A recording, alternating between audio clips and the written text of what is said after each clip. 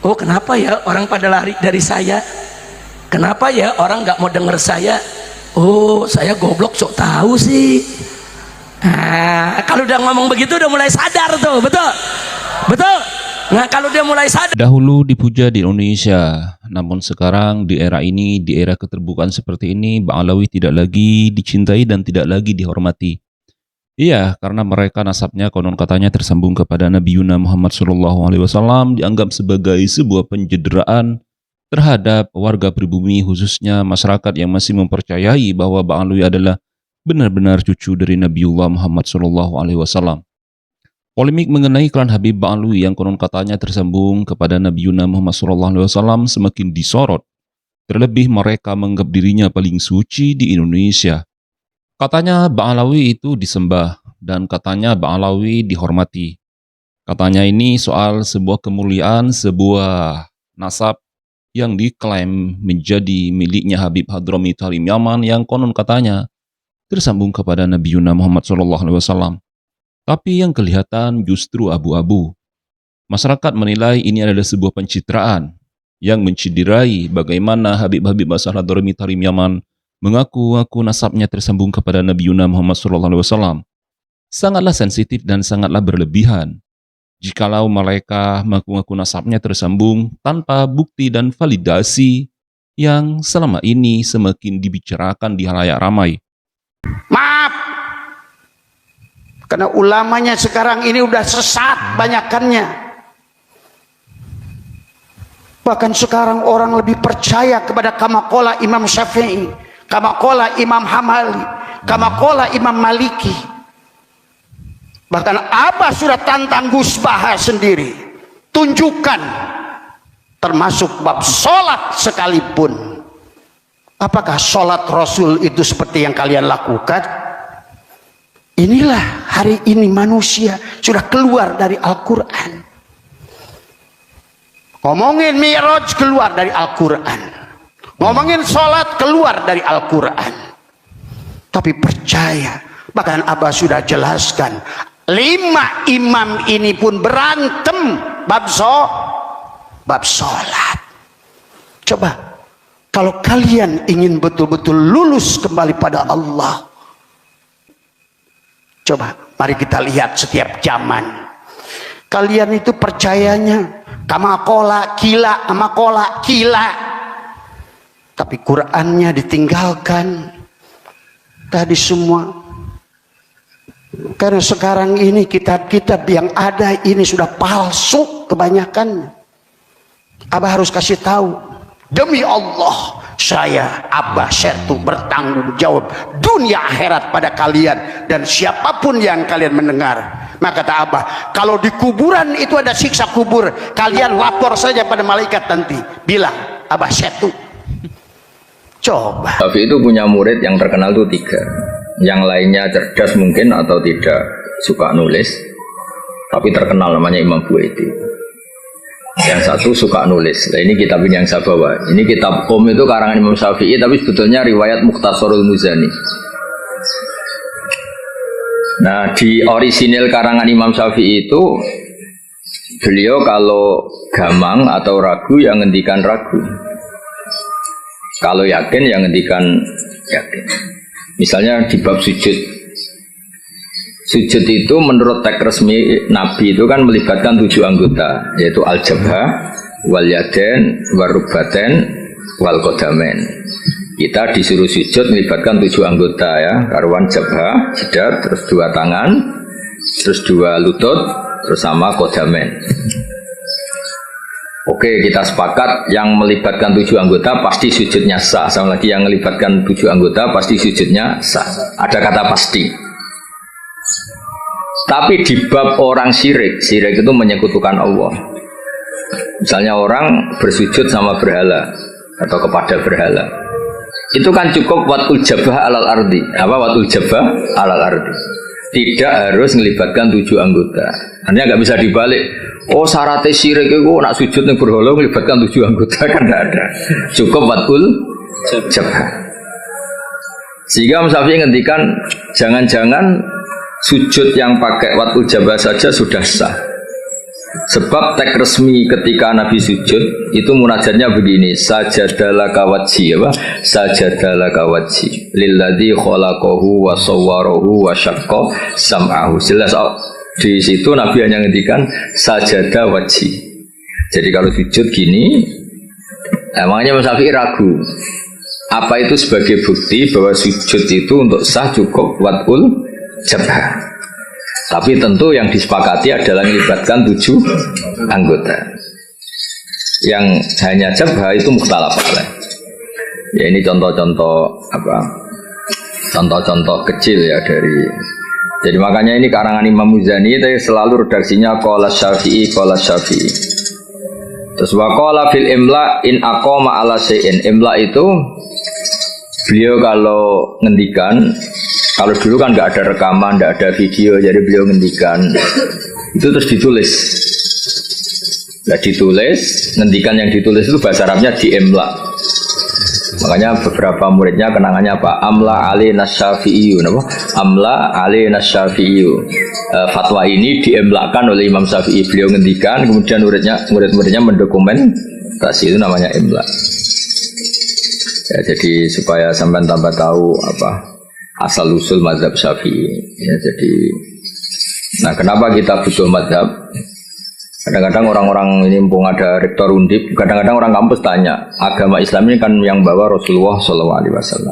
Kita sepakat. Nah, kenapa kita butuh mazhab?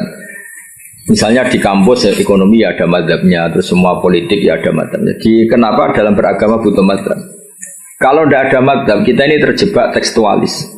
Tapi kalau ada mazhab ini ada pemaknaan ulang yang kadang ini lebih luas. Ya misalnya yang kita mudah memahami misalnya begini. Jika adzan Jum'ah sudah dikumandangkan, maka wadarul bai', tinggalkanlah perdagangan, jual beli. Bai' itu jual beli. Tentu ini misalnya Pak Rektor Udip sedang ngajar, saya ada jual beli kok, saya pas ngajar, berarti gak apa-apa dong saya ada ke masjid.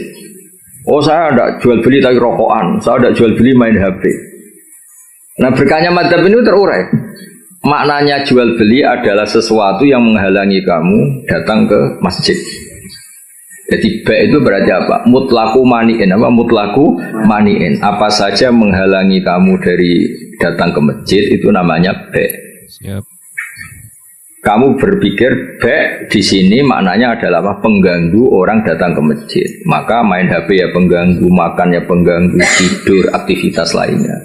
Jika kata ba' kemudian menjadi makna umum, tinggalkan. Dan sedikit kritik langsung memanas. Karena Habib Ba'alu yang konon katanya sangat kebal terhadap kritik dan anti terhadap pertanyaan-pertanyaan, kini semakin kelimpungan.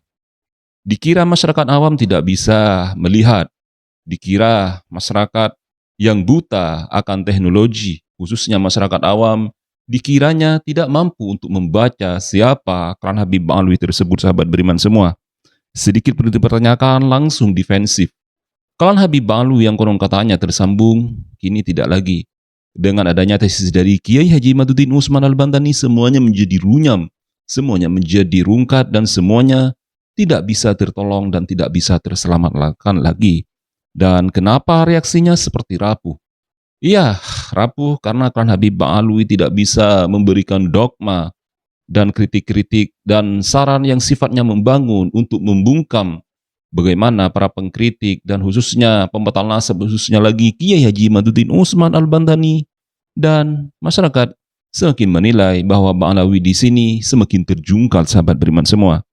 Dan di sini orang mulai memikir ini untuk menjaga sebuah nasab harus dijaga atau memang posisinya dari Klan Habib Ba'alawi sudah tidak bisa membedakan mana cucu yang benar-benar tersambung kepada Nabi Muhammad SAW dan mana yang cucu yang hanya mengaku-ngaku nasabnya tersambung kepada Nabi Muhammad SAW sebagai Nabi akhir zaman, sahabat beriman semua.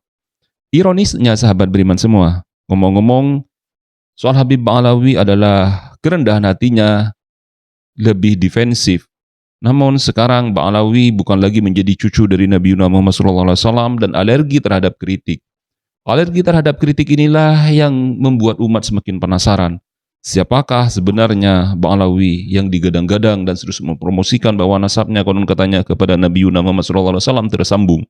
Dan di sini soal dakwahnya dari kalangan Habib Ba'alwi, tapi nada-nadanya sangatlah berbeda dan sangatlah berlebihan jika mereka mengaku nasabnya tersambung kepada Nabi Yuna Muhammad SAW. Sesuatu yang menghalangi Anda dari datang ke masjid. Lah kenapa Allah menyebut baik? Kebetulan saat itu peristiwanya itu baik. Itu kan mirip misalnya saya bilang ke santri, "Cung, nak ono cah kecelakaan tolong. Kalau ada anak kecelakaan tolong." Beliau orang kelaparan, gak kecelakaan, gak ditolong. Ini kan gak kecelakaan, ya itu ya bodoh betul itu. Mananya nolong orang kecelakaan, ya pokoknya nolong sesuatu yang emergency. Orang kelaparan ya emergency, orang kecelakaan ya emergency. Pak Haris tak pecat dari Mahatali juga emergency, karena terus gak punya status dia. Kasihan sudah miskin gak punya status kan, nanti pulangnya malah kayak dukun Haris. Jadi nah itu akhirnya kita butuh mazhab karena kita butuh pemaknaan seperti itu. Kalau enggak ya kita tekstualis. Kalau enggak kita tekstualis. Makanya kita ini menolak paham tekstualis itu karena menjadi sempit. Ya, karena menjadi apa? Sempit. Ya contoh tadi apa? Wadarul wadar. Kemudian adzan Jumat juga sama. Ketika adzan dikumandangkan, ini kan ada problem tafsir karena adzan zaman Nabi itu hanya sekali. Ya ketika khotib sudah di atas apa? Mimbar. Di era modern terutama orang-orang NU adzannya kan dua kali. Ya tentu kita sepakat yang dimaksud ayat itu adzan kedua kalau di konteks NU, karena itu yang terjadi zaman Nabi.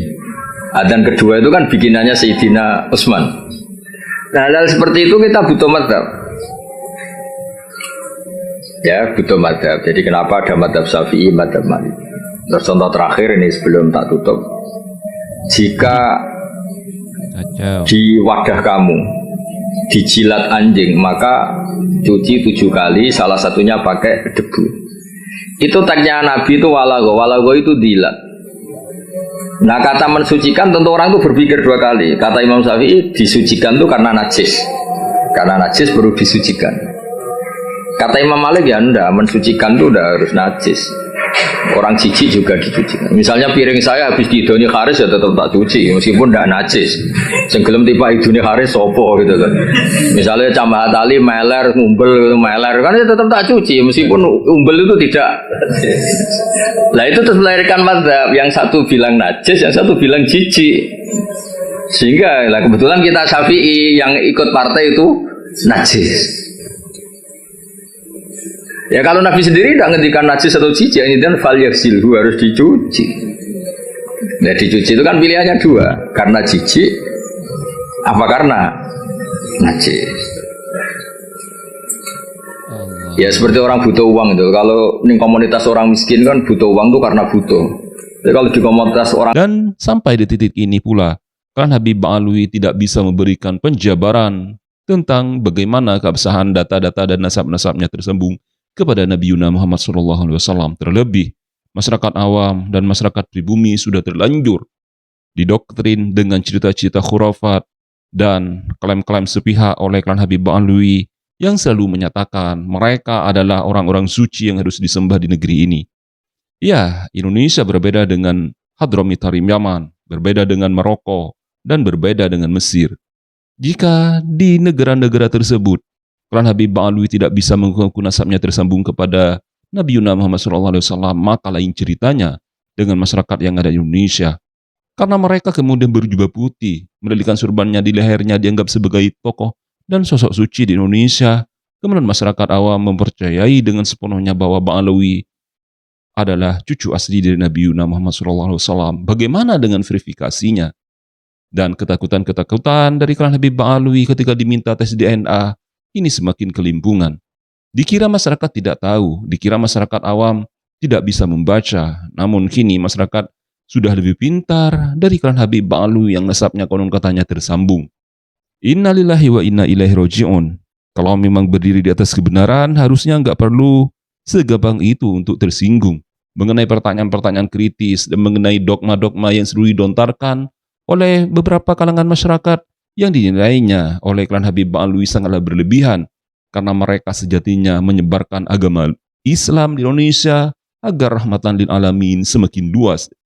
Namun Semua itu bubar ketika fanatisme di antara para pendukung klan Habib Ba'alawi, khususnya para mukibin yang masih mempercayai bahwa Ba'alawi adalah cucu dari Nabi Muhammad SAW, semakin meradang. Karena tesis dari Kiai Haji Maduddin Usman sudah cukup untuk mengelabui bagaimana klan Habib Ba'alawi tidak lagi tersambung sanadnya kepada Nabi Muhammad SAW. Ruang publik semakin memanas, dan kini Rabithah Alawiyah diharapkan bisa memberikan klarifikasi dan autentifikasi bagaimana eksistensinya di Indonesia agar nasabnya semakin cemerlang dan tidak lagi dibully oleh masyarakat luas, sahabat beriman semua. Nantikan video terbaru dari kanal Muslim Kontroversi, dan saya harapkan Anda menuliskan komentar Anda mengenai siapa sebenarnya klan Habib Ba'alawi tersebut, sahabat beriman semua. Share video ini sebanyak-banyaknya kepada kerabat dan sanak famili Anda. Saya doakan hajat Anda terkabul. Dan saya akhiri polemik di sini. Wassalamualaikum warahmatullahi wabarakatuh.